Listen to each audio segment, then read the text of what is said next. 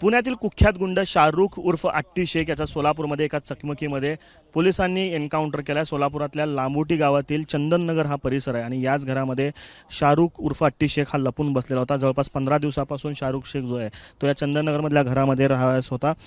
शाहरुख उर्फ अट्टी शेख हा पुणे जिल्ह्यातील सराईत गुन्हेगार आहे आणि पुणे जिल्ह्यातल्या शहर आणि मध्ये हडपसर, वानवडी, कोंडवा, काळेपडल या अनेक पोलीस स्टेशनमध्ये जवळपास 15 प्रकारचे गंभीर स्वरूपाचे गुन्हे जे आहेत त्या शाहरुख शेखवरती दाखल आहेत आणि मोक्या अंतर्गत देखील त्याच्यावर कारवाई करण्यात आली होती आणि या मोक्याच्या गुन्ह्यामध्ये तो गेल्या अनेक दिवसापासून फरार होता आणि त्यासोबत त्याच्यावरती आर्म ॲक्टचे जवळपास 5 गंभीर गुन्हे देखील दाखल होते आणि पुणे क्राईम ब्रँचचे पथक जे आहेत त्याच्या तपासासाठी जे आहेत ते वेगवेगळ्या शहरामध्ये जात होतं।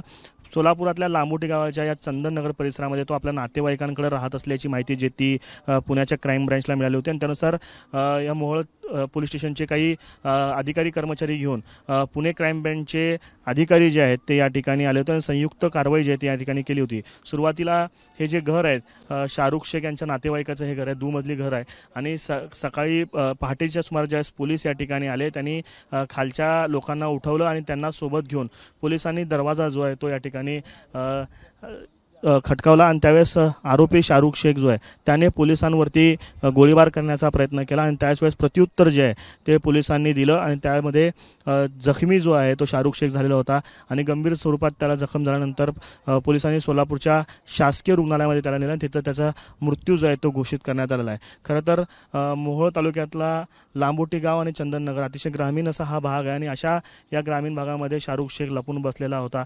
खरं तर पुणे शहर आणि जिल्ह्यामध्ये अनेक गुन्हे जे आहेत ते शाहरुख उर्फ अट्टी शेखवरती दाखल आहेत आणि गंभीर स्वरूपाचे गुन्हे दाखल असल्यामुळं पोलीस जे आहेत ते त्यांनी त्याच्या आधी देखील मोक्का अंतर्गत कारवाई केली होती।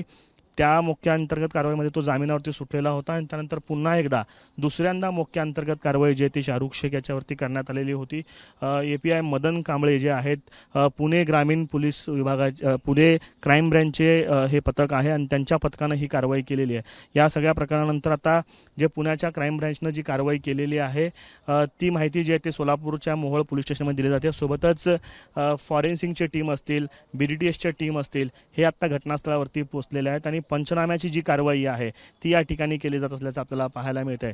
शाहरुख उर्फ अट्टी शेख गेल्या 15 दिवसापासून मोहोळच्या या चंदननगर भागात लपलेला होता। पोलिसांनी जे आहे आज पहाटेच्या सुमारास एका चकमकीमध्ये त्याला ठार केलेलं आहे। कॅमेरा पर्सन युक्ता दिसा, आफ्ताब शेख, ABP माझा, मोहोळ, सोलापूर। ABP माझा, उघडा डोळे बघा नीट।